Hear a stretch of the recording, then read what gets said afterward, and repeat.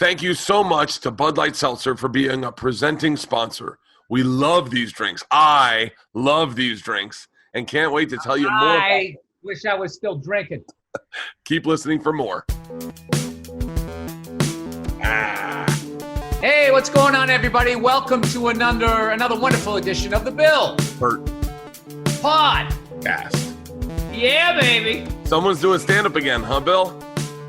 Oh, my God. I had, it was the best of times. It was the worst of times. I went up, I was supposed to go up Friday night at the Comedy Store. They were doing this thing where they had, the OR, the original room for you non-comedians out there. When you stand on stage, right to your right, the crowd's left, is that window that looks out to the patio and Sunset Strip. So they had you standing on the other side of that window, which, by the way, has all these autographs on it. So you're looking through, Richard Pryor and Robin Williams, Eddie Griffin, all of their names. And then the fans, the crowd would sit on the patio. And they did, I don't know how many they did, but the city of LA came down and shut them down. So I was all excited. I invited a friend or two down, and it got canceled. And I was like, And then, fuck it, I'll bring it up. I talked about it in the other podcast. One of my great friends in life passed away, so I was driving around Hollywood, just going by all the gyms we were members of and places we hung out. I went to the Jack in the Box where we went to eat late night, and dude, it was closed. Like it's over. Like Jack in the Box sold it because they're putting a hotel there. So it was that really cheesy sort of metaphor. My buddy Wayne Previty's gone. The Jack in the Box is gone. You can never go home, all of that shit. So it was really just. He moved out to LA with you guys? Huh? He was out in LA?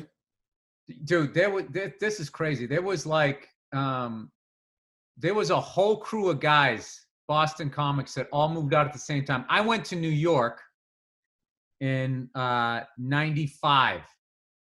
And it was one of those things where like Dane started getting shit and Bob Marley got a deal or something out in LA, and the whole herd was starting to stampede, and no one wanted to be the guy I think still left in Boston. So this mass exodus of comics, all in like different like levels of like doing well, and everyone was doing well, but like, we probably all left a little early, which is, I don't know. It's arguable whether it's better to leave a little late or a little early. But I went to New York, thankfully, because LA is just so fucking hard. Like, everybody always acts like New York is a hard city and everything and all of that shit. Like, dude, LA will just like, I don't know what it is. It's like I think it's just the way you fly across the country. And literally when you look at the topography, you're literally watching the country slowly dying. It's like I start out east, it's all green and lush and mountains. Then it kind of like levels out, and then it's past the Rocky Mountains. I used to joke it was like watching your life. You know what I mean? You're all full of fucking energy when you're on the East Coast, and then you get married, you have kids, you kind of flatlining. Then the Rocky Mountains is that first medical scare. You're losing your hair and shit, and then and you get out to the desert. And then you land out here, man, and it's just like it's a combination of you move so far away from everybody you know, and that Groundhog Day weather where it's just the same thing. I don't know if you experienced that being from Florida, but it was just like, when you're struggling, at least if the weather changes, oh, good, it's a sunny day. At least it's sunny out. There can be something to get your mood going. But just every day, Bill Murray hitting the alarm clock, waking up, sunny, 75 degrees. No one gives a fuck about me. I got no spots at the Laugh Factory. No callbacks, no audition. I just got dropped by my agent. Sunny, 75 degrees. How am I going to make my rent? I'm doing fucking stand-up in a fucking chicken wing place. It just was, and it was, nobody comes out here and doesn't just get lifted. If you're lucky, you get lifted up. But when you do, It's not even just a body slam. It's that fucking wham. All your shoes fly off. People stepping over you that were fucking wanted to talk to you the day before, just all of that shit. So all of these guys moved out and they moved to this apartment building on Argyle called the Bravo. I don't know what it's called now, but it was one of those apartment buildings like, you open your door out to outside, almost like a motel, and it was like a double decker. And they all got apartments. This landlord must have been like, this is fucking amazing, but until he found out they were all comedians. And there was like a half dozen of them. And it was like a sitcom. And they all lived there, and they would go down and wait for spots at the Laugh Factory. And, you know, some of my buddies like Wayne would work at the Spaghetti Factory and all of that shit. And when I first came out here to do my first stand-up on TV, I did Louis Anderson's Comedy Showcase. I think it was called The Palace at the time, which is now the Avalon or something. But I didn't realize it's one of the places where I think with Dice, the Dice Man cometh or something. I think he did one of his specials there. I'm glad I didn't know that when I went on stage. I would have been extra psyched out for it. But I came out and I stayed, this dude, Tony Moschetto, I stayed at his apartment. There was this guy, Nick Costas, was upstairs. Bob Marley and his wife. There was Dave McLaughlin, Wayne Previty, Rick DeLee, all of these Boston comics just coming out, having a big like swing. So whatever.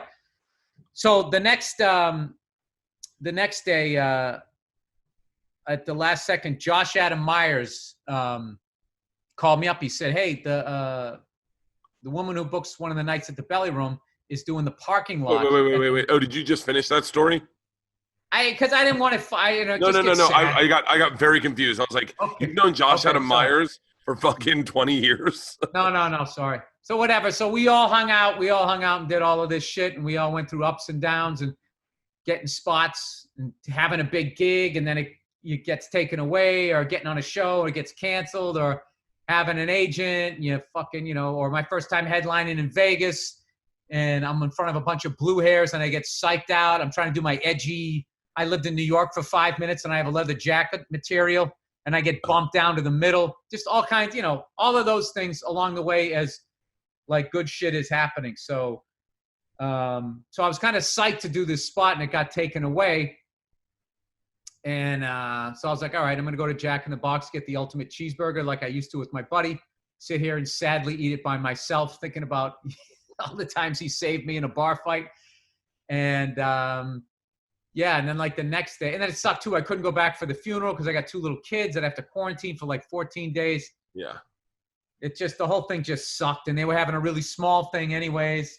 So what I ended up doing was I sent them this big Patriots floral arrangement, which I made sure, it got there. It got delivered. And people were like, well, we didn't see it at the church. And I was like, fuck. Because what am I going to do? But then somebody sent me a picture, and they had it like when they were getting ready to put him in the ground, they had it right next to his coffin. So that made me feel good that the flowers got the headlining spot. So anyways, what was he living in LA when he passed? No, he went back east. I don't want to give out too much information, but one of his mother got sick, and he was such a big-hearted guy that he just basically, he was doing well. He just stopped his dream. He went back to help out his dad. She unfortunately passed in January, which broke his heart. And then he passed now. And I'm worried about his dad and his sister and his brother. It's fucking awful, man. Awful story. Hey, welcome to the Bill Bert podcast. You came here for a laugh during the pandemic. No, everyone, dude. I mean, everyone I think goes through this shit. Wait, tell me about stand-up, because I heard I don't know how it got back to me. They're like, Bill Burr got on stage in the bus. And I was like, what? And they're like, yeah, he did an outdoor show. I was like, wait, where? And they're like, Comedy Magic. It was him, Jim Jeffries. No, Magic Castle. Magic Castle. Tell me about it. So I went down there, and, I kind of got this feeling that there was going to be a stage, and then people sort of spread out behind the Magic Castle or something. I didn't know what it was, but it was actually, there's a parking lot that I've driven by a zillion times, never really looked at it. I think it's where they valet. When you go up and they valet and they bring your car down. So they had people there. They built this little wooden stage with some Christmas lights on it and shit. And then they had like these clacker things for the people in the crowd, which was really weird and annoying the first night because it sounded like locusts.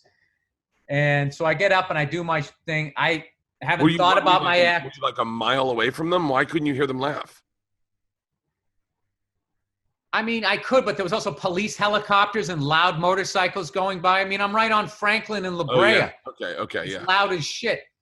So I went up, and I was just trying to remember my act, and I started doing this bit making fun of women, right? I regressed as a comic because I was in this great place of empathy and really figuring out all of my issues. And, you know, I went back to I regressed to my safe spot. Like, all right, let's fucking pick on somebody in the crowd that's going to get overly upset. So I started making fun of them. And I'm in the middle of the setup for the joke, the first little joke. And this woman, I swear to God, dude, sticks her head out the car window like Jim Carrey and Ace Ventura and just starts going, fuck you, fuck you, fuck you, for the whole time. So I'm making fun of her. I'm just like, hey, what were we on the debate? I must have been on the debating team, just, you know, just busting her chops, whatever. Yeah. And then her boyfriend, yeah, fuck you, starts yelling in. I'm like, are you with her? Jesus Christ, get your balls out of her purse or something like that.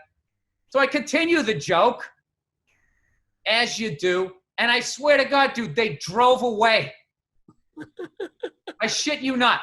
And then 2 other cars followed them. And I was thinking like, wait, I know I'm on last. Are they going to get in trouble? And it took me a second to put it together. And I was just like, wait, this is like walking a room, but like with cars. And 3 cars fucking drove away. And I got to tell you, dude, it was like overwhelmingly depressing that overly sensitive white woman has not gone away. And it's just really,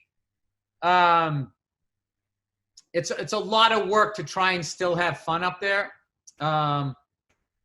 Especially because I find them to be so astoundingly hypocritical and like over the top sexist. And this is me talking.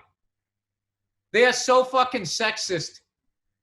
It's like that literally, if you're saying something they don't want to hear, they're going to yell over it. Like when I said, I was doing this thing, you know, every study I've seen, then when they do to see who's smarter, they always say women are smarter than men. And she's like, yeah, that's right, that's right, that's right, the whole fucking time. So then when I flip it, then it's like, fuck yeah, fuck yeah, fuck yeah. So it's like, okay, so you had no problem with when I said women are smarter than men. You were just like, that's right, that's right. That's not some sexist shit. That is a fucking fact. But then I flip it around, then all of a sudden it's like, you need to leave because buttons have been pushed. And I cannot fucking believe like those people that do that and then what they then go and sign off on, which is the exact thing that they're fucking yelling about, just completely reversed. And they're like, nah, it's not the same thing. And you look at them now that they're in power, which they basically are on social media. And like, I mean, I don't remember a time where I could go on Twitter and end a woman's career. No. You know? Well, just by saying that I say that something happens, even though they said that it didn't. Like, right? They have that level of power and look what they're doing with it. Look what they're doing with it. And my favorite fucking thing is when they trash the person with the circumstantial evidence, and then it starts slipping into their act, and it's like, well, wait now, let's try to stay on topic now. Yeah. You know what I mean? It's just like, what does the person's act have to do with what you're talking here? Why all of a sudden he's not a real comic? He's a hack. And this is, I shouldn't just say women comics. I saw some guy comics doing this too. So it's just like, this is how petty you are. This comics act and them getting spots annoyed you to the fact that you're going to sign off on some shit to end their career and you weren't even there. Yep. That's real big these days. And because you're a comedian, you hold like a higher level of power in this argument, and you're just like, yep, that's all I need to see. Yeah. And it's just like, it's really, it's something else. And then I'm supposed to sit here and be like, and sort of sign off on this narrative that toxic human behavior just sort of exists in the male sex, and that there's no toxic, nothing but just, you know, if women ran the world, there'd be no war and everything would be great. And there's no vindictiveness and nothing. It's just like, that's a cartoon. It's like human beings, all of us are flawed. So anyway, so it's just like, I remember last year when I was doing Pete Davidson, Judd's movie, doing stand-up New York, and it was just like, it was just not fun. It was just not fun, and you could just feel this certain crowd member, like trying to bully the direction of your act. Yeah. And like that, it's like you can say all the sexist shit you want as long as it's about guys. But anything else, then you're this toxic person and they're fanning themselves and an apology needs to be made. And like, I don't know, dude. The more I look at that fucking Ellen DeGeneres shit and the fact that she had to issue a public apology for being mean at work to a bunch of people that never worked for her, it just, it like blows my mind. And here's the thing. I don't even watch the Ellen DeGeneres show, but what's happening to her is complete fucking, like, it should be handled in-house. Yeah. That's like locker room shit. Okay? And all of these people who never had to host a fucking talk show 5 days a fucking week. She's got to go out there and dance in front of those fucking animals that whose excitement is through the roof. And she has to do this 300 something times a year. And every time she has to get this you're going to start getting short with people. You know? And then the amount of people at her level that are just talking to her just to fucking talk to her. And she has to like conserve her shit. She's going to get short with people. Listen, I'm not saying, I mean, I wasn't fucking there. All right. But like, I mean, adults are literally acting like children. I've had mean bosses. I've gotten fucking yelled at on set. I had a guy one time come at me. I was doing a scene and the lead didn't like the direction of it. So he started improvising. So I started improvising because he was improvising. And then the fucking money behind the movie came and looked at him and fucking yelled at me. 1,000 fucking F-bombs and all that shit because I was the low man on the totem pole. And I got pissed, but I didn't fucking say anything, right? I was like, you know, I'm not gonna lie to you. I couldn't get to sleep till like, you know, I woke up at like 3 a.m. thinking all the shit that I want to say, but I didn't say it. And you know what the fuck ended up happening? This guy ended up being a really good shit, and he ended up having another fucking movie, you know, years later. And he goes, hey, there's 2 parts in here. Pick the one you want to do. And I did it, and we hung out on that movie, and now I fucking love the guy. So it's just like, if I judged him in that one moment, and I went to Twitter, oh my God, it's like, no, we were making a movie. Things weren't going the way we wanted. Money was flying out the window. People's emotions were high. I got caught in the crossfire. You know, you got to be a big boy at some point. Just be like, all right, is this who this guy really is? Yeah. Okay, he does this again. Yeah. Then I got to say something. All right. He does it one time. All right. I got 5 lines in this fucking movie. I get it. Shit runs downhill. And I don't know, just this, you know, it's kind of like if you're going to hold somebody to that standard and then look at yourself, it's just like, dude, I haven't been that guy. I haven't fucking snapped on somebody that didn't deserve it. Like I actually think about that woman in the car, the way I could have finessed that and got her to laugh, to listen to the rest of the joke, which was actually complimentary to, you know, I was going really hard this way to end up going that way. And they drove away in the middle of it.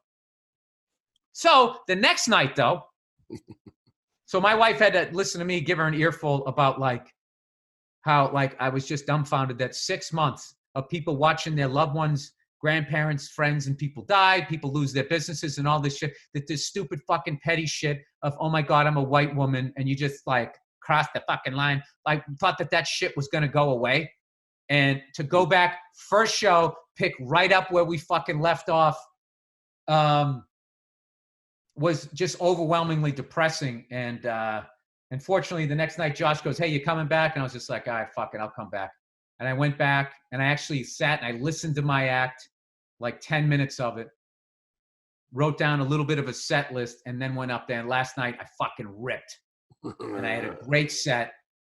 And I actually really enjoyed it. And I remembered, I had that feeling again, like, oh, that's right. Connecting with an audience, making people laugh, seeing people, you know, that aren't like you laughing, especially if you're talking about your life and them relating, it just makes you feel better. And for the life of me, I don't understand why they have just seemed to have singled out comedians. And I think, I don't know. I mean, my paranoia is that if you get a really great one like a Dave Chappelle, they can say stuff that can really influence people, I think, in a really positive way. Yeah. And like certain people don't, you know, don't like want that. Like, I don't know, just the level, I don't know. I'm a lefty dude, and I have to tell you, like the level of name calling and bullying that's been on my side of the aisle is like it's just embarrassing. It's like when you see a fan of your team, like you go to an away game and you just see fans acting like fucking idiots and getting into fights. You're like, come on, man, they're gonna judge our whole city by this. What are you doing? So whatever. It's been been a bad week. It's but I did have that set, so it was good. So they stay in their cars. Yes. And they're not allowed. Dude, it's LA parking, so I mean it's jammed in. I'll tell you what, man. We were in Philly last night. Did 900 cars. Fucking amazing at the old vet, the parking lot for the vet. And wow. And initially they were like, no one's allowed out of their cars, and then they, Philadelphia. The vet, like where the Phillies and Eagles played. Yeah, the whole parking lot, Bill. It was like a quarter mile long. It was fucking massive. It was amazing. I did have a panic that I was like, shit, this Philly is where Bill had his hiccup with the crowd. And I was like, Philly's unruly. It was not a hiccup. It was a face plant. So I was like, shit. Initially they're like, no one's allowed to leave their cars. And people were like kind of pissed. Fucking Philly just did a rework. They just climbed out their sunroofs and sat on the hoods of their cars. It was fucking amazing. Amazing. I can hear it in your voice. Dude, I was like, your voice is blown out. Oh, dude, it was like, and then I got in the golf cart and do a meet and greet, drive around, and like everyone's leaving traffic wise, fucking out of this world. But them being out of their cars is the game changer. Once they can, like the one we're doing tonight in Cape Cod, they have roped off areas that you have purchased where you bring your car in and then that's your space. So you're like, everyone's like last night, every car, they had a space between every car. I love that they're figuring it out. Oh, dude, this place in Cape Cod is fucking amazing. 3 huge jumbotrons, like the one last night, Bill, Live Nation put on, 2 huge jumbotrons next to the stage, and then 3 jumbotrons throughout the parking lot. So everyone could see everything perfectly.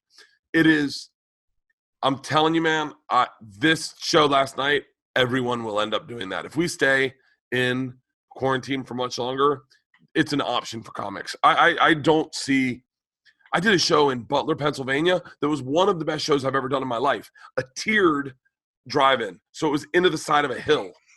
It was fucking crazy, Bill. Are you going to put out like a drive-in like coffee book, stand-up drive-in coffee book, you should, I mean, I know like you're on a small budget because of all the extra money you have to spend with travel and all of that, but like if you got a photographer to start snapping pictures, because this is going to be, I mean, you go back and you look at those, the Spanish flu or whatever the fuck it was, influenza and all of that, like those pictures are really interesting. I just don't know if are pictures interesting nowadays. I think just because so many, it's just like an idiot like me with a cell phone. But like, you know what's really underrated that nowadays is as a professional photographer with like a real camera and someone that can like capture, those honest like moments rather than, the selfies and look at this picture. Look at this picture we took the other day, Bill. Hang on. Look at this picture. It didn't get barely any likes. This is a real picture we took in Memphis. Jesus Christ. Lightning striking right above the tour bus. Everyone's like, nowadays, you're right. People look at that and they go, oh, that's Photoshop. That's not real. And it's a real fucking picture. But then, or they'll say shit like, great pic, but what's up with the color of that bus? Laughing my ass off, shaking my head. They got to look into the corners of the picture so they can be the original person.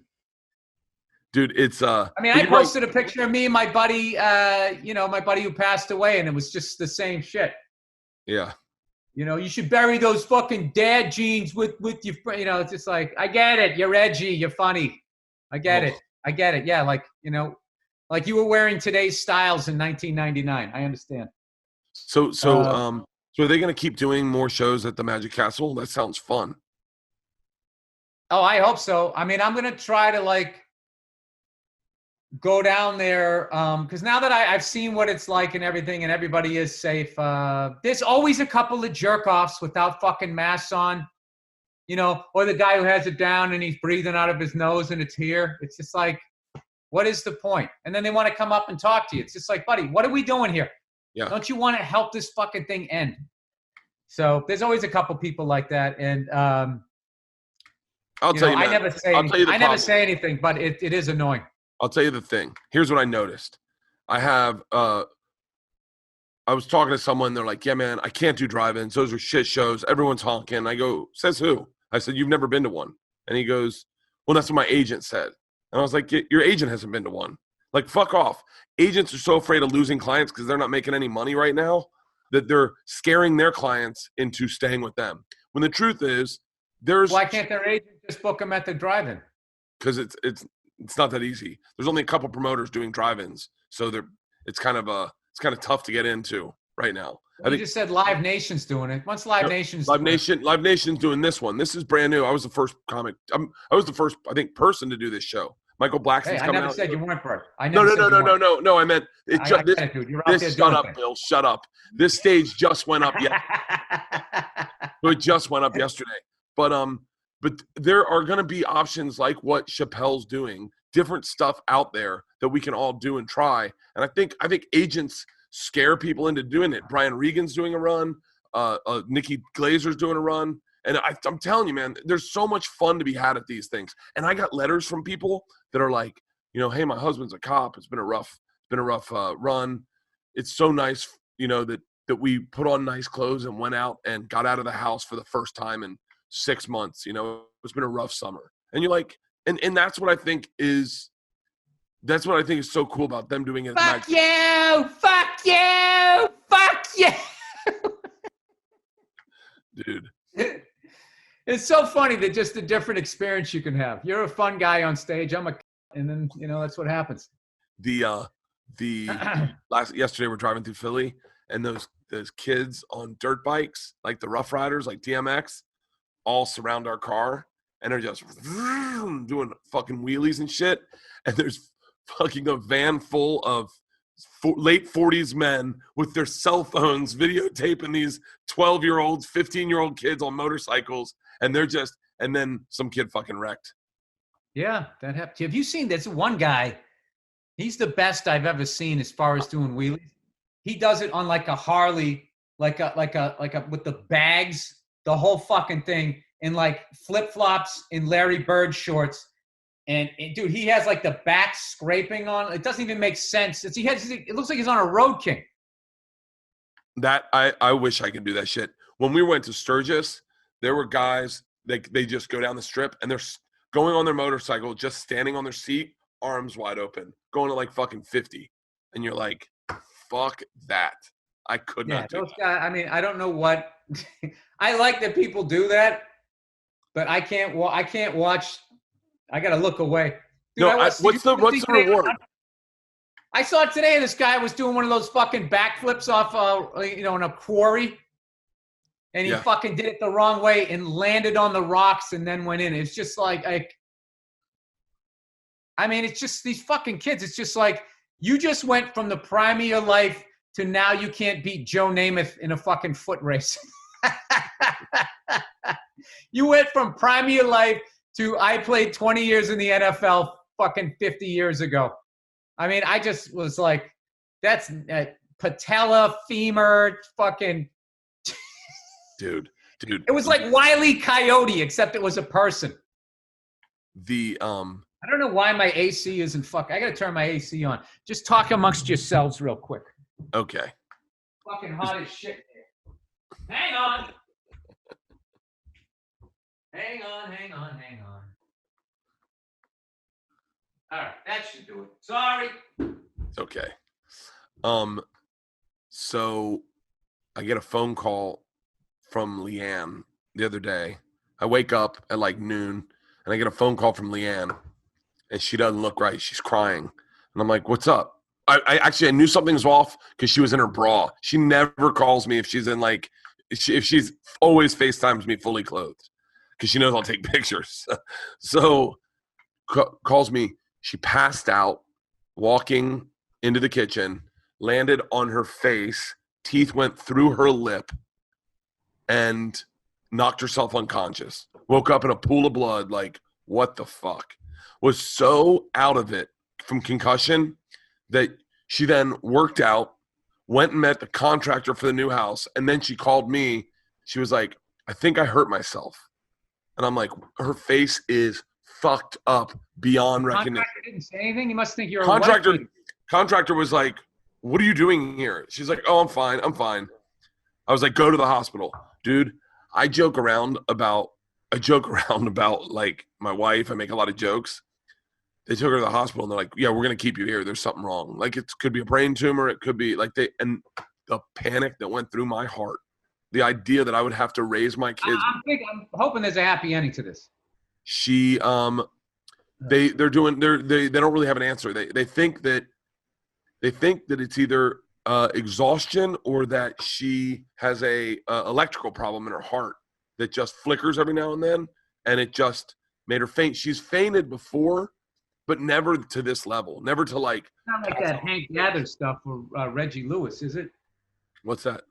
They were basketball players. And they had something going. I forget what it was. Some sort of irregular heartbeat or arrhythmia, whatever. I mean, what do I know? But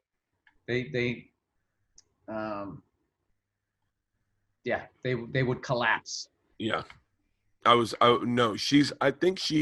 think she's fine. They're doing tests on her heart right now, but man, the idea of being a single parent for a second, I had it like in my head.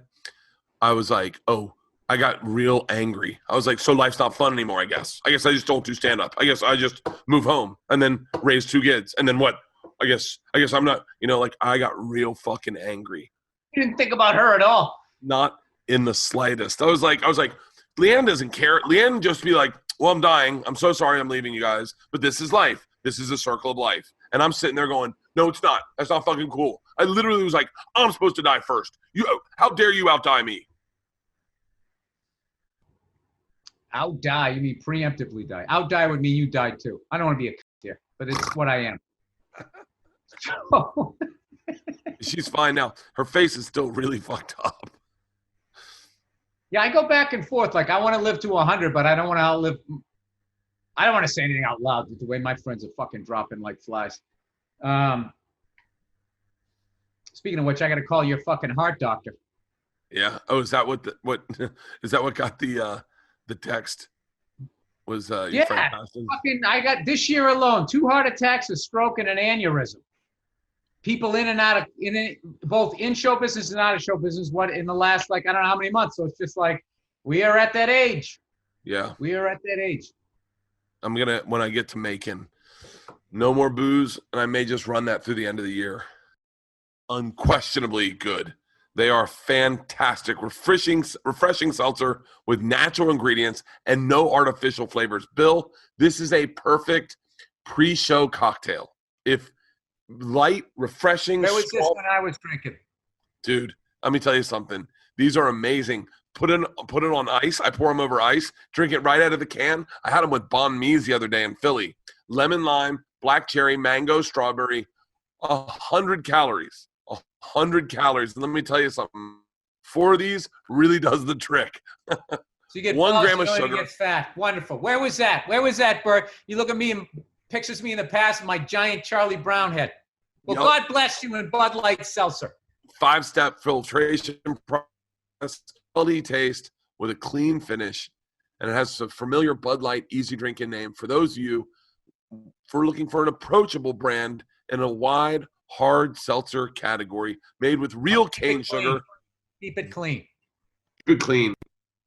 Cane sugar for a high quality taste. If you'd like one delivered right to your door, you can go to budlight.com/Billbert.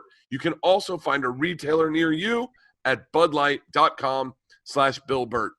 Pick it up at a local grocery store, convenience store, or liquor store. Enjoy responsibly. Hey, Bert, you know that thing they do with celebrities, who wore it best? Yeah.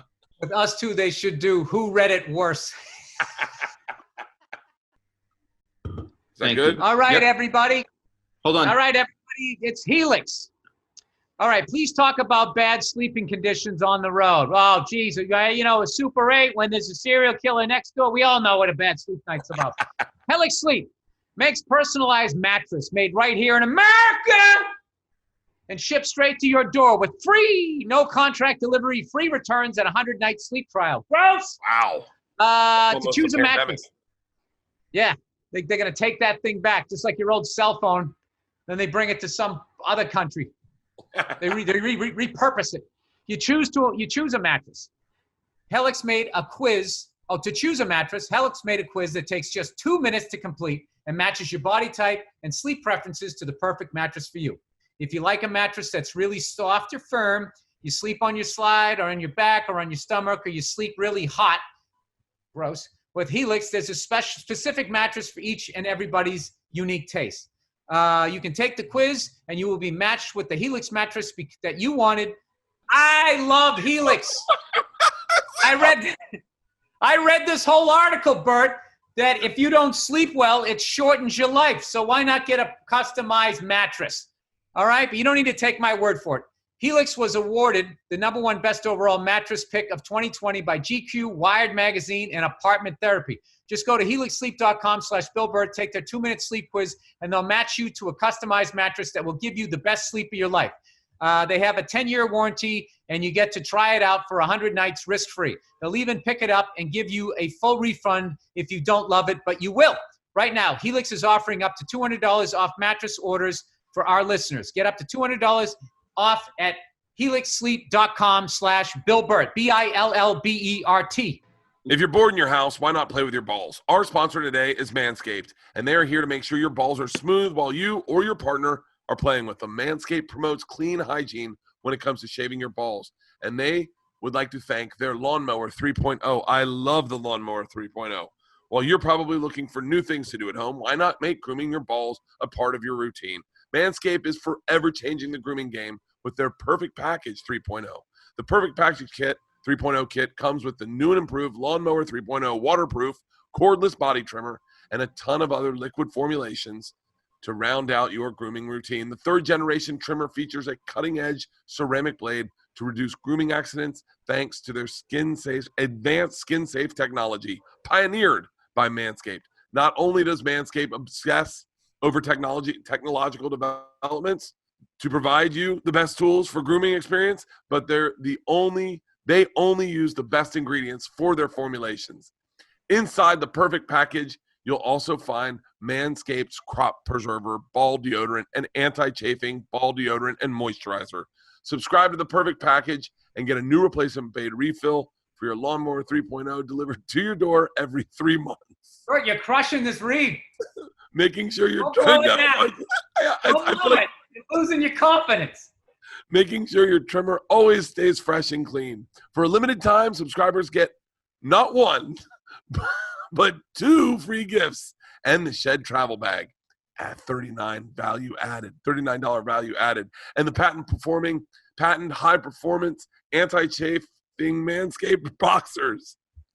This is the perfect package for your perfect package. Get 20% off plus free shipping with the code BillBert at manscaped.com. Do yourself a favor and always use the right tools for the job. Get 20% off and free shipping with the code BillBert at manscaped.com. That's 20% off with free shipping at manscaped.com. Use the code BillBert.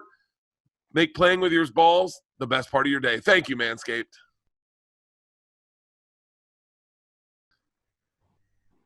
Yeah, I was just thinking, I was trying to do the math. I'm over 600 days. Yes, someone just asked me about that. I don't even think about it anymore. I really don't. Really? No. It just doesn't even, you know what it is? It doesn't occur to me. Like, I haven't had a cigar since January 29th. I'm going to have one tonight, the first one since then. But in a way, I'm a little bummed out because it doesn't occur to me to have one anymore. Like, I only need to go like 40, 50 days. Alcohol was longer. Because alcohol, like, you know, cigars like a celebration of moment or whatever, where alcohol was just there. You know what I mean? Do a show, do a shot, you know, going out to dinner, have a glass of wine. It was just, it wasn't like they, you know, alcohol is just so there all the time everywhere you go. It took me a while to have stopped, to be at places where there's alcohol and to not see it. You know what I mean? Yeah, Not be looking over I've like it's never your been own there. girlfriend. Like, is there still any feelings there? I think I finally cried all the whiskey out of me.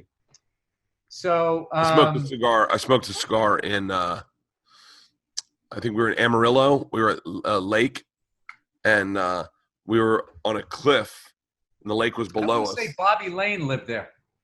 Who's Bobby Lane? Bobby Lane, one of the great quarterbacks in the NFL of all time. Oh, probably, yeah. He's sort of the original Ken Stabler. Ken Stabler modeled a lot of his career after him, where he would go out, you know, he'd have booze on his breath in the huddle and still win the game and the championship for you. Yeah. Was Amarillo where Texas Tech is? Or is that Lubbock? I don't know.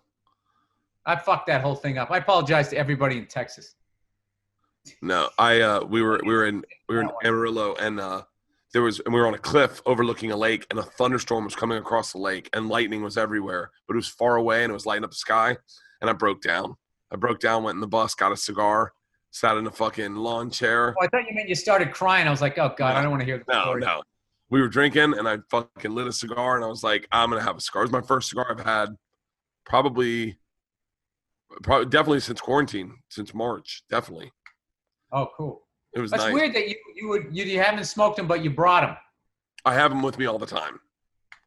Bill, I always have weed with me, and I never smoke. You just want to just in case. Just in case. I hope you're not going across state lines where it's not legal. End up in some fucking Tommy Chong shit. I think we're good on the weed. We're getting here was a little sketchy. I was nervous in Texas and Arizona. Oh my God, those guys, they're just waiting to take out their fucking miserable existence on you. Oh yeah. Yeah. You know Texas isn't as great as they say it is, or they wouldn't have to talk about it all the time. Tell that to Rogan and fucking everyone's moving to Texas apparently. I love when you say everyone. All it takes is 3 people. Everyone's leaving Hollywood. Start panicking. I text Whitney Cummings. I'm like, you're not leaving, are you? And she's like, well, I don't know. Taxes are, Joey Diaz is going. Ari's going to Texas. Joe's going to have – Ari was in New York. He left a long time ago. Yeah, did you see Big J get attacked? Big J got attacked? No. Ooh. He was doing an outdoor show, and they were on stage about What the fuck would Big J do on stage that would make something – he has such like a – I mean, I know he's a little blue, but like I always just thought his vibe is great. Like I don't see him like even when he makes fun of people, the way he makes fun of them is in such a playful way. What happened? The girl was losing her mind for every comic that went up. It was like at one point, apparently, allegedly, I wasn't there, but I heard from Jay. Apparently at one point was screaming like a baby, like screaming, throwing a temper tantrum. Her dad claims she's an alcoholic, bipolar, and Jay just went up. Well, she's not a feminist. Yeah. Jay just went. What is in that bag? Oh, Jay just went up. Thank you. Hey! Bud Light Seltzer. Jay just went up and started messing with her. White woman this and privilege this. And then her brother came up to the stage. Her brother's like a porn star or a porn director. This is a great family. Yeah. Oh, their dad's a fan of the Legion of Skanks. So that should tell you everything you need to know about this family. So, hey, Big J, live by the sword, die by the sword.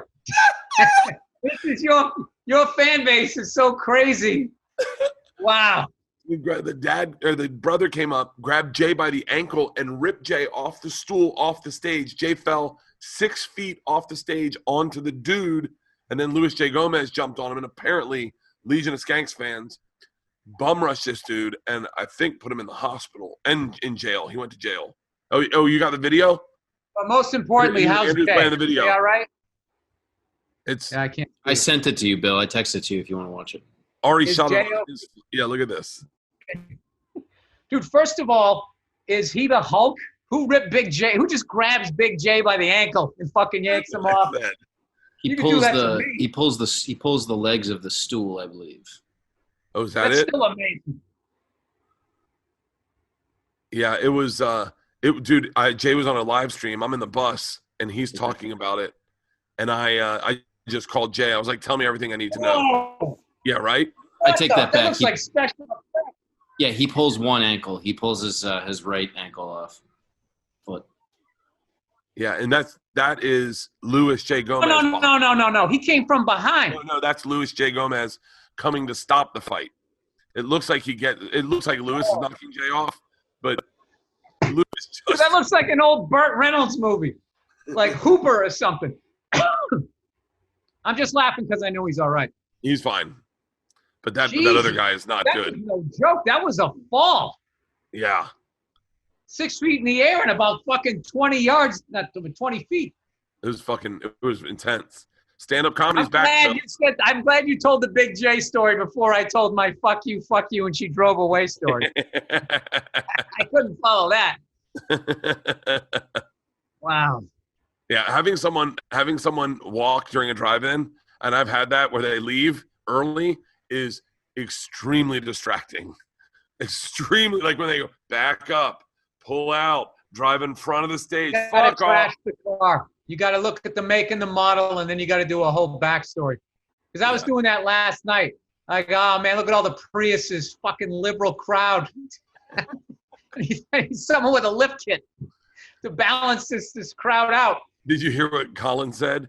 He said something about making fun of cars, and he's like, look at this guy in a 1997 Mercedes Benz. Oh wait, I'm sorry, that's your next act, Rich Voss.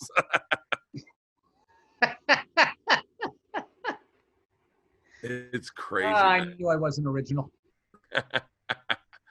So it's crazy that with everything going on, there are still people that are looking to get outraged. They're going out of their way to find outrage that they can't just put things on pause and go, not for me. You know what kills me is I have a bigger chance of offending people in front of a crowd of white women than I do doing like the black show. Oh yeah. Right? One of the uptown shows. The uptown shows are like, if you don't bomb, they're fun. But even if you bomb, it doesn't get ugly. And it's like you can literally joke about like the sense of humor that African Americans have is and you just look at feminists, they have, that's the thing, dude. They have absolutely zero sense of humor about themselves. Yeah. Everybody else is okay to make fun of. You make fun of them. They're just like, it's not all of them, because my wife is a feminist and she's got a great sense of humor, but these like, I don't know, feminism meets morons. Like they're just fucking morons. And, but I will say though, they know how to apply the pressure. They apply pressure where the money's at. They go to the corporation and they know corporations act like the mob. This guy's bringing too much heat. Whack him. Get rid of him. That's all they're doing. And what's crazy though is that the tipping point. I swear to God, dude, the tipping point is when networks and agencies and big companies stand by and just go, well, okay, if you can prove what you're saying. Then we'll and then it just goes away in 3 days. But they get all sucked into the bubble. There's so much shit I could say, but like I don't want to like. I am a big fucking believer in not trashing other comics publicly. I really am. Yeah. There's no money in it. Cannibalism shit. We can all get each other's phone numbers. You want to call that person up and vent. Or just do what everybody else does. You have your close buddy in comedy and go off on the person that you don't like. To fucking do it on the internet is just like, it's like you're acting like one of those bots, that are just, they're just there to disrupt shit. I don't know. But it's not, you know what bums me out? Maybe I'm wrong. No, I don't. I hate that shit because I look at things like, I get on the phone with Nikki Glazer and I start telling her about one of these gigs. And I'm like, hey, you need to get hooked up with a merch guy. You need that is what I got into comedy for, is the camaraderie and the fucking bullshitting. And there are comics I don't like, and I text privately with other people or I'll go like, what about this guy, or back and forth. But to do it out loud, I just don't get it. And then what's even crazier? Yeah, but I would never, as much as I don't like somebody, I would never pile on to try and help ruin their career if I had no evidence. Oh, if I wasn't even there, as much as I didn't like somebody's act, that's the thing that's really sad about a lot of this stuff, and and it's creating this division. And it's like, when I see somebody do that, it's going to be real weird if they say hello to me, because there's no way for me to not have in my head like, well, yeah, hello now, and then what are you going to say tomorrow online if there's even a gentle breeze blowing in my direction? It's just like, that's not, I don't know. I don't, it's not how I was fucking brought up, dude. You don't, somebody's laying in the fucking gutter, you fucking start peeing on them because of your own personal bullshit. I don't know. There's a comic that Patrice and I saw headline in Edinburgh, and Patrice and I were breaking down why this guy was good. Like, what was good about this guy? Like, he's not my style of comedy, nor is he Patrice's style of comedy, but we sat there and we picked apart like what we loved about what he was doing and how it was good and what was brilliant about his act. I never forgot that. I never forgot that I watched this guy do a full hour. It was the first time I saw a person do a full hour before. I'd never seen anyone do an hour. And I sat with Patrice, and then later that night, the guy didn't know who Patrice or I were, but we said hi. He knew that we were American. He's American. And he was fairly nice, but, aloof.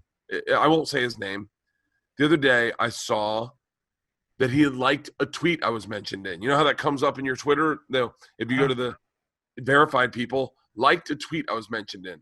And the tweet was someone saying they hoped, or they were pretty sure, that I was going to be the next person up for sexual assault charges. Like, they're like, I don't know, man. Rogan's friends are all sketchy. Bert Kreischer's definitely got some dirt. And this guy liked it. This guy that's a celebrity comedian, he wasn't mentioned in the tweet, Bill.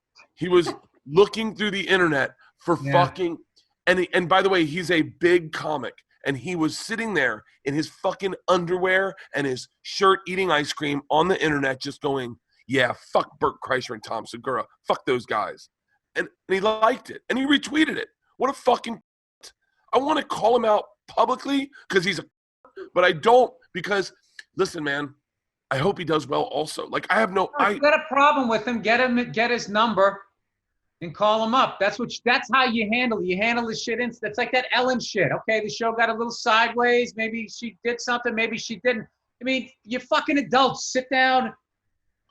Like, to sit there and whine to the public who's just sitting there, not everybody, but generally the public, it's just entertainment. Yeah, throw another log on the fire. Yeah. Because that really is like, I don't know. It's starting to go into now where it's just like, if someone thinks you're mean, your dream is over. It's just like, now what's it going to be? What's it going to be 3 years from now? No, it's slightly aggressive. And what I think it is, I think there are lower. The way he said good morning, it made me uncomfortable. I think there are comics seeing that there are spots opening up. They're going, wow, we took D'Elia down, now we got a spot open. I think there are comics that look at this business that way. And they go, if we cancel enough guys, then there will be spots. Maybe I can get more spots. And maybe I really believe that there are people that think that way. Because I got on a phone. I don't necessarily think that that's what's behind the movement. I do think after somebody gets taken out, that there's a lot of that. No, I don't think that that's what happened to. I don't think that that is what's happening with the movement. But I think there are comics that are excited that people are getting taken down because they're like, okay, now I get a shot at my $1 million or what. I think that there really is. I had a female comic. Well, yeah, you wouldn't be wrong. You wouldn't be wrong that there are, unfortunately, in all industries, there's people like that. But my thing is, I feel like the same way we have to keep ourselves out there by putting stuff out, specials and getting an acting gig or sending out stuff on social media. I feel like movements have to keep themselves out there. And, you know, when you're doing what they're doing, you just got to take somebody out every once in a while to remind people that that's what you're doing.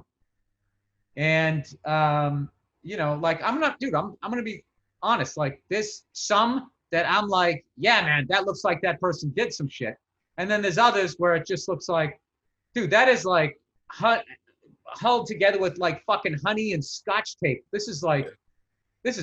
This is just a bad date.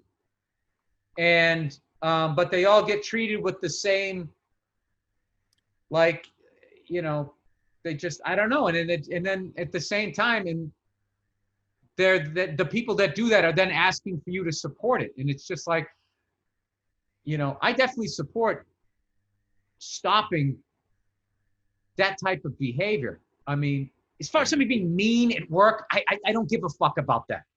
Okay, that's in-house shit. But I mean, this whole sexual assault thing, yeah, like, I don't have a problem with that. But I do have a problem with signing off on, you know, just everything from like, you know, there's 40 people saying this to like a sliver of 2 DMs pasted together from 7 years ago, and you're supposed to, you know, sound the fucking alarm.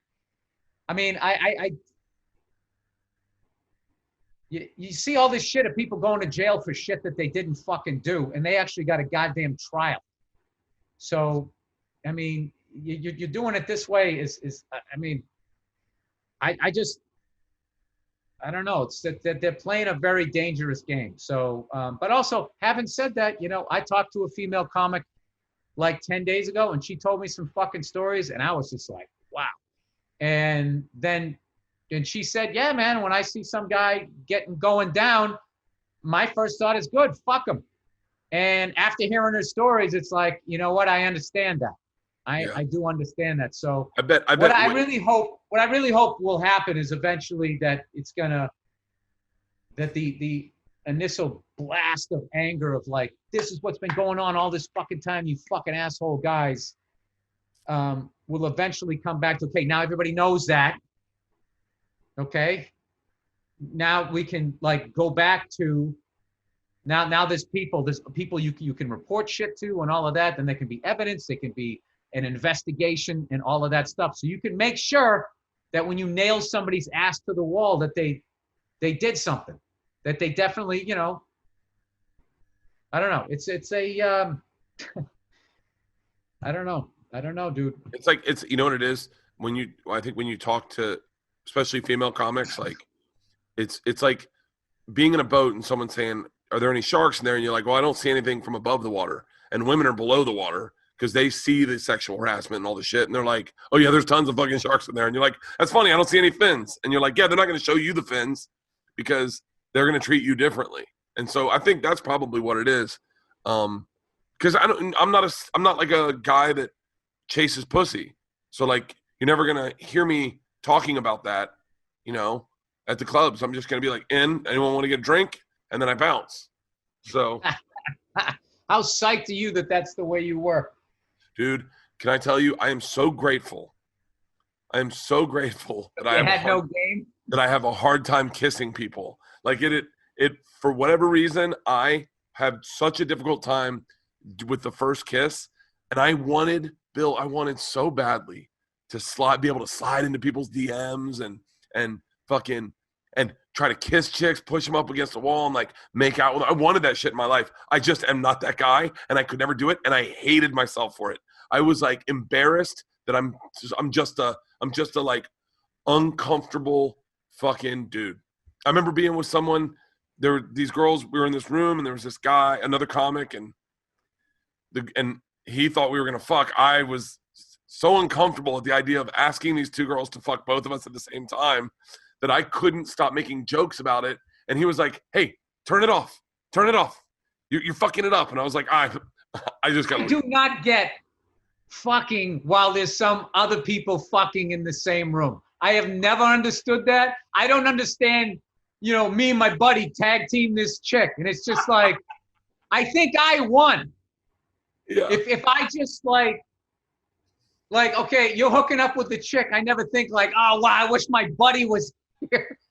I never understood. Like, I remember coming to New York and you'd hear comics talk about doing the road together, and then we both fucked this chick, and I'm like, gross. Like, that's disgusting. Like, I won't. You know what? I actually let's just get off this fucking subject, because I swear to God, like someone will edit this fucking thing up, you know, and they think it's funny. They think it's fucking funny. I don't know. Yeah. Weird times. Weird fucking times. Yeah. I mean, I'm ready for clubs to open up. I'm ready for theaters to open up. I'm ready to. I have a brand new bit that I'm in love with, but you can't work it out the way you would in a club, where you do like 3 shows: belly room, OR, main room, and then run over the improv, bang one out, and then you're like, okay, that bit is solid. We've got that up and running. Well, maybe there'll be 3 parking lots near each other. You can get a little fucking scooter. Yeah, no, if they just in the Grove, you just have a show on the level 1, a show on level 2, a show on level 3, and you're like, oh, I'm gonna go. Have you seen any good movies or anything out there? No, nothing. Nothing. I need to watch. You watching hockey playoffs? Anything like that? I grew up in Tampa. We didn't. When I was a kid, it's interesting. The Lightning are up 2-1 against Columbus. Yeah, but the Lightning weren't there when I was a kid. The Lightning weren't there when I was a kid, so I never got to play lacrosse, hockey, all the white guy sports that I would have been good at. I never got to play. What about the Devil Rays? Oh, are they going to be the next Expos? Are they going to move to Montreal? I don't know. So I've set up events every day for us to do on this trip. Right, every day I have some socially distant, safe event, usually at the parking lot. So we had these CrossFit guys come out and do a CrossFit day for us. Today they're going crabbing. Everyone's going crabbing today in Cape Cod. So the other day I get this guy to set up a pitching machine in the parking lot, and it's wet. They're rubber balls. It really sucks. And then he's like, fuck it. I paid a buttload of money to have a batting cage and a pitching machine there, but it's too wet to use it. So then the guy goes, fuck it. Just grabs a bucket of balls, and he threw batting practice to us in the drive-in movie theater. Bill, I have never had more fun in my fucking life. I mean, I have been watching videos of me swinging a bat all day long. Like, I'm just watching videos going, because I never got to see myself swing a bat as a kid. Like, you never got videos of yourself playing baseball. Like, videos were hard to come by back then. This is the first time I'm watching myself swing a bat, and I am like, I cannot stop looking at it. I'm like, God damn it, I have a beautiful fucking swing. It was so much fun just hitting dingers in a drive-in movie theater. You're fucking hilarious, dude. You're a shit talker. God damn, I have a beautiful swing. Dude, I have wanted to see myself swing a baseball bat my whole life. My whole life. When I was probably like 13, we got a first camcorder, right? And my dad had a camcorder, but it was horrible fucking footage, through a fence, over in the stands. Like, no one cared about like framing or anything. So right. I had 2 base hits that my dad filmed on that tape. And then in high school, someone videotaped me one time. I saw myself swing one time. And I was like, oh man, I would love to see more of that. I was up last night drinking by myself, watching myself swing and hit the baseball. I was like, this is crazy, man. You know, Bert, the longer I do this, the more I get into like how your whole psychological makeup. I'm broken, Bill. Yeah, I never knew. I always thought that you were one of those. I'm fucking with you. I don't think you're broken, but I thought, you know, because you got married younger. I always thought the comics who got married younger and had kids were a lot more grounded than. I'll tell you what's fucked up is one of my buddies sent me a video of my buddy who died, of us. We went to an Anaheim Angels game, April 2nd, 1997. Whoa. And like just watching, like, hey, where do you see yourself in 5 years? And almost everybody said married, couple of kids, hopefully selling tickets. Like, it took me back to that time in my life where I always wanted to be married. I always wanted to have a family, but it always felt 5 years away, no matter what age I was at. And I was starting to think like, God damn, is this ever gonna happen for me? And I was always I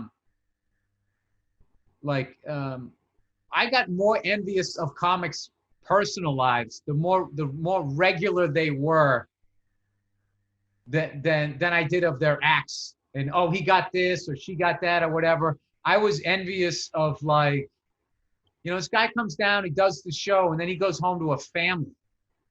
Like, what's that like? Yeah. Instead of me hanging out here, trying to stay out as long as I can, so when I go home, I just pass out and go to sleep, and I don't have to live. Because it's weird. You're not lonely in the morning when you wake up.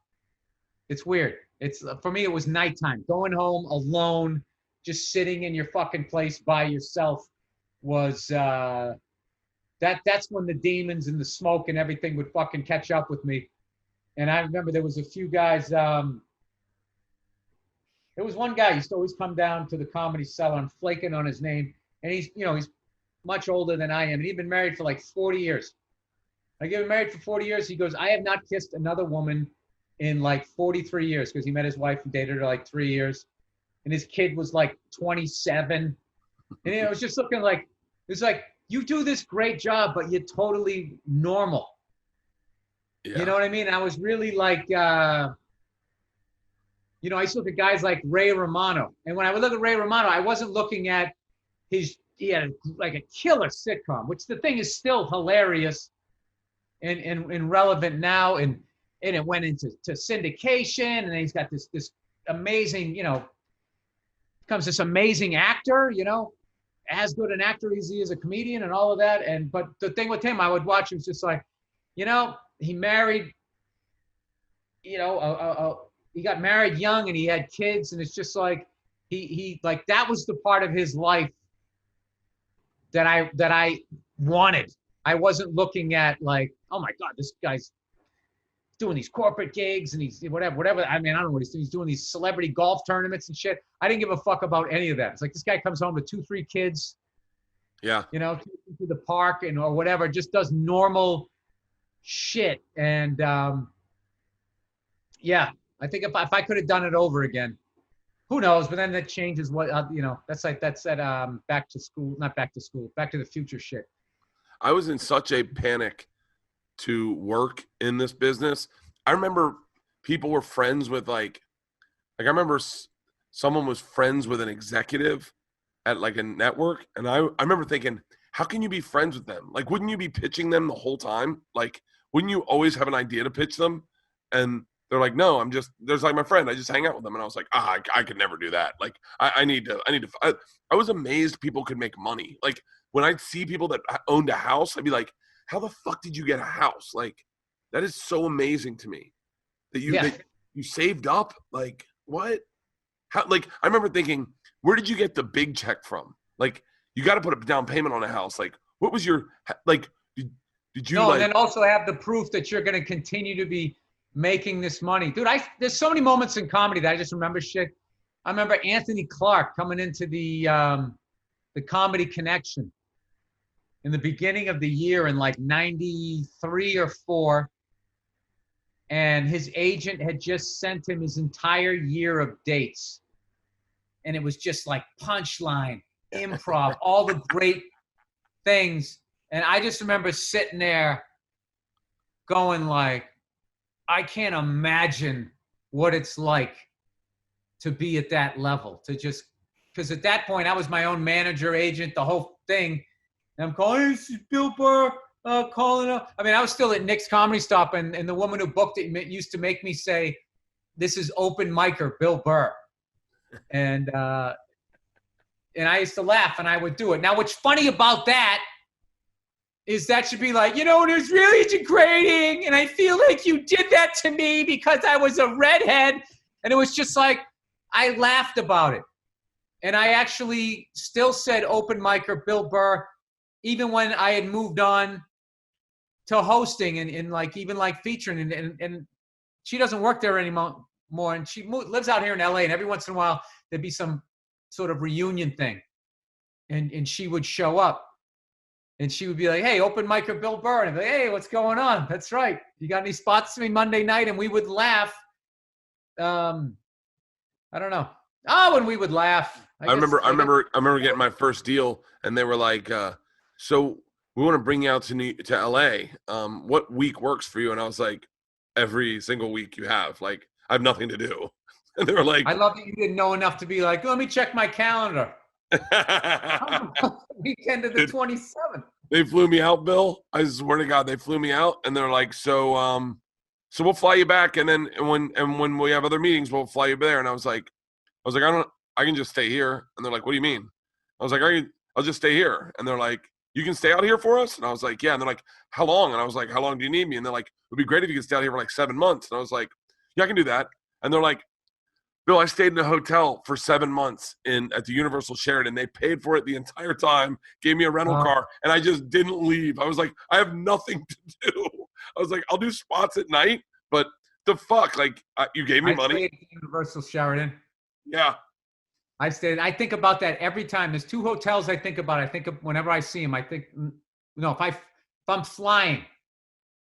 Yeah. When I fly out of Burbank, when you go through the Cahuenga Pass, not trying to big league everybody, but I always look at that thing, and I remember staying there, and I had some big role. I can't remember if I even got it. They put me up there, and then the test was like on the lot right next to it. This is before they had all the crazy. I think they just had the backdraft ride at that point. And then there's that one when you go into the Lincoln Tunnel. Mm-hmm. There was a Days Inn. I don't know what it's called. And I actually found that. I have in my scrapbook, I have the key.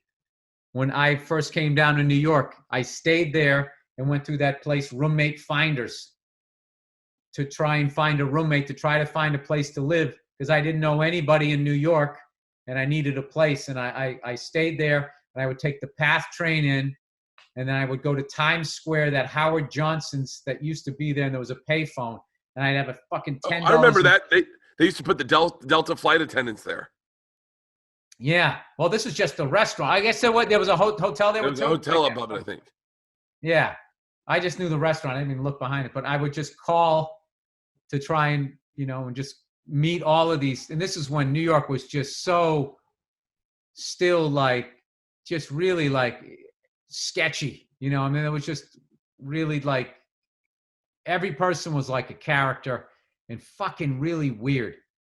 Really weird. Like, it's a different kind of weird now, where it's like sort of Maybury weird, with all the glass towers and just the level of money I feel like you have to be there. I met a guy when I was looking for roommates and trying to find an apartment in New York and wanting to be a comedian. I'll never forget this. Guy was like, it was a broker. I think he was a broker, and he was like, so what do you do? And I said, I'm a comedian. And he goes, hey, my roommate's a comedian. I said, really? And he goes, yeah, Russ Maneve. And I went, oh, wow. And I remember thinking, Bill, I hope one day I have a roommate who gets to say, hey, my roommate's a comedian, Bert Kreischer, and it be true. I was like, I just want it to be true. Because he said Russ Maneve, and I knew Russ, and I was like, oh, yeah, he is a comedian. And I was not a comedian, really. I was just hanging out at the clubs. I wasn't getting spots. But that's so crazy, those little things when you're younger that, like, blow your mind. I mean, I remember back then in 95. In 95, a 1-bedroom apartment in New York City was $700 a month. And I just remember thinking, I couldn't make that money in fucking 3 months. Yeah. And that's all the money I would make. Like, how in the fuck does somebody take $700 and go here every month and they can still eat? Yeah.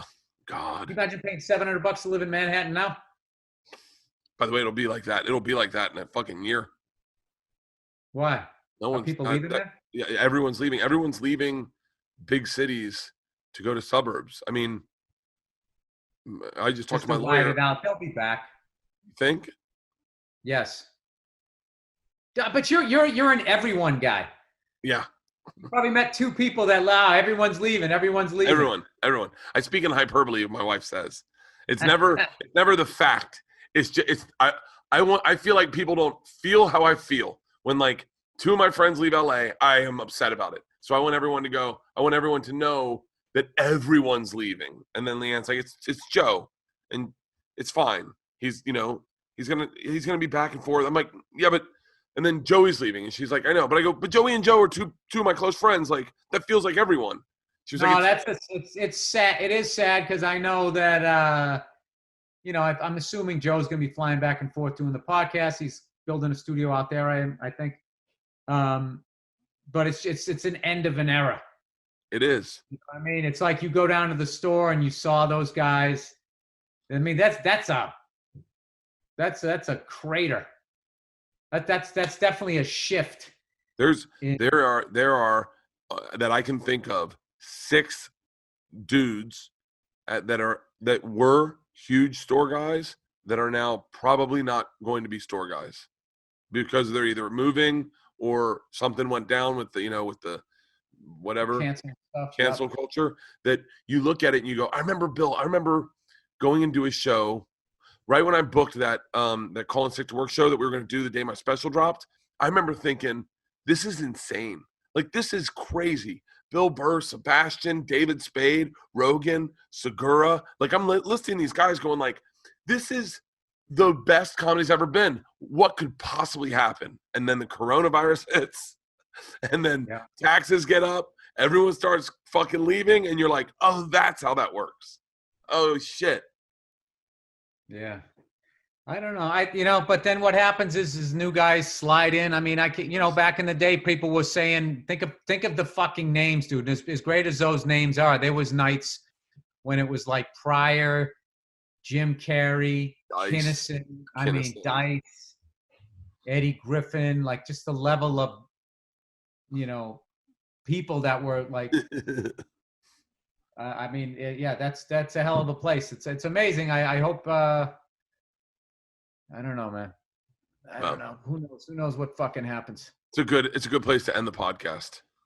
We did. Who knows what the fuck happens? Yeah, I'm sorry, dude. I'm in a real weird headspace. Like if you told me that I was gonna miss my buddy's that guy's funeral like that because there was no fucking way I would have driven back for that damn thing. It's just this stupid fucking coronavirus and all of this, having kids now and shit. You gotta make decisions differently. But I'm going to tell you this, dude, and I promised the memory of him this, dude, when this fucking thing is over, I'm going to put together a goddamn show out there for that guy that's going to make up for all of this shit. So at least I was able to get the something to his funeral. It just sucks. So whatever, sorry to bum everybody out, but hey, it is what it is. But I'm back. I had a good show last night. Okay, I got it. All right, everybody. Well, that ends another wonderful Bert podcast. Dude, it's great to see you, man. Even though we're not hanging out, but it's great that the shows are going good and you're affecting people in a positive way. And I am for unity with comedians. Yes. Be together here. And there's enough room for everyone.